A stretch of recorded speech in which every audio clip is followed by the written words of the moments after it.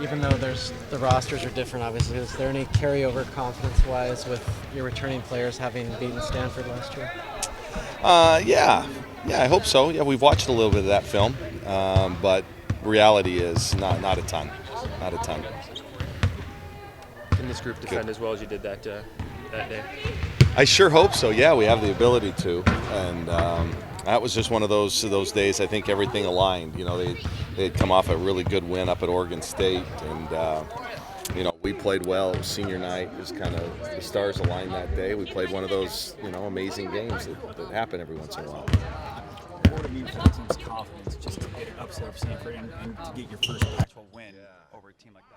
Oh, this game is huge. This entire weekend's huge. Yeah, I think if we can win tomorrow, I think we feel a lot better about ourselves and where we're going and what we're doing. It's amazing just to get that monkey off our back, so to speak, and then hopefully use that to springboard to more better games. Is it affecting confidence at all? Do the girls need some validation, or do you feel like they're still working hard?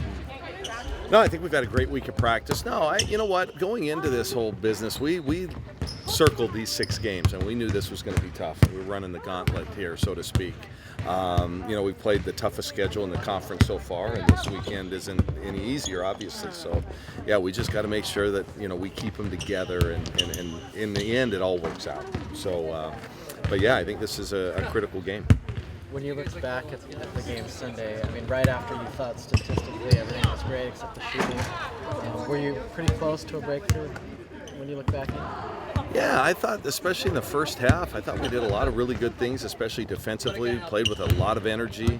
I mean, we have some players that have some demons, they're playing against some demons when it comes to the Beavers. And so we have no tradition, nothing to hang our hats on, any success against them. We do a little bit with Stanford, but yeah, I think we've done and in the long run it means nothing, but we've led 3 of the 4 teams that we've played at halftime, which shows that we are capable of playing some good basketball. We've just got to now sustain it and eliminate some of the mistakes we've made in the second half, and then in my opinion we've just got to play better and more intense defense in the second half. I think that's where we've been let down.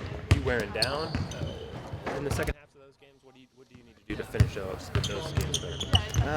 I think a large part of it is our communication. In the first half, when our defense is in front of us, you'll hear the whole staff talking through everything that they're running, and our players are getting a jump on things. Second half, they have to rely on their own communication and their ability to stick together and stuff, and I think that's where we've struggled a little bit. So, but that's fixable, and again, I think it comes down to some of that intensity factor we've been talking about. Who are the voices you need to rely on the court then to get you into your stuff? Well, you'd like to start with your seniors, and I think that's an area Jill and Lexi and Jordan and Liz, they have to really help us because that's normally who you rely on. We have a point guard who doesn't speak the language very well, so that's where it's got to start for us. Lexi and Lexi are here working hard on their offensive game. Do you feel like they can get things going back again this weekend? I do. Shooting is so mental and so much about confidence. They're both really, really good shooters. They haven't stopped getting in the gym. As coaches, we have to find a way to get them more looks. Unfortunately, we don't have a lot of playmakers, and so it's easier to kind of focus on a shooter. Everything we get has to be manufactured through an offense, and it's made it difficult for our shooters. But Bando hits a couple, and then she hits a couple more. That's just the way. I was a shooter, not always a maker, but I was a shooter, and so I know that mentality, and that's all they need is to see the ball go through the hoop. How's Jillian kind of responded from that double-double streak kind of ending?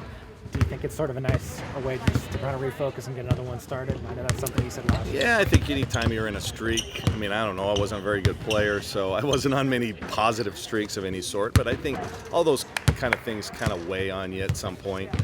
That's why no one's broken Joe DiMaggio's 56-game hitting streak, and probably will never be done because the pressure builds and builds and builds. And a lot of that you put on yourself because maybe not a ton of people know or care, but yeah, I don't think it'll matter in her performance. Do you think it's sort of just refreshing for her then maybe just kind of start playing? Well, hopefully. Get back onto the NCAA tournament? Yeah, hopefully. In fact, last year when her last streak was broken, she really went on a tear, and so maybe that'll be what'll happen this time. Let's hope. And for her, I know, kind of looking forward to Cal and Christine and Anigwe. I don't know how to pronounce her name, but she's kind of going against Jill as a freshman. What do you kind of predict from? And she's been. Oh, she's elite. Yeah. She's no freshman. She's built like a 25-year-old who's been playing basketball all her life. Mentally, she's ahead of most seniors. Yeah, she's a good player. It's going to be quite a match, but haven't really turned my attention to Cal much. But I mean, is that kind of catching your eye just in terms of the freshman? She's won like 7 freshman of the week awards already. Yeah, I have no idea who's winning those either.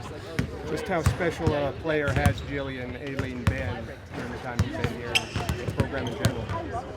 Well, I haven't been here the whole time, but I mean, certainly she's going to leave a legacy as someone who's, she's rewriting the record books in a lot of ways, and deservedly so. I mean, she's done some great things here, and for the most part, because we haven't won a lot of games, she's been the face of the program, and she's a great face of the program in terms of she's a great kid, hard worker. She does all the right things, but I'll bet you she'd trade that for an NCAA tournament team, a Pac-12 championship, all those kind of things. That's the kind of person she is. Okay, you guys. Nice seeing you.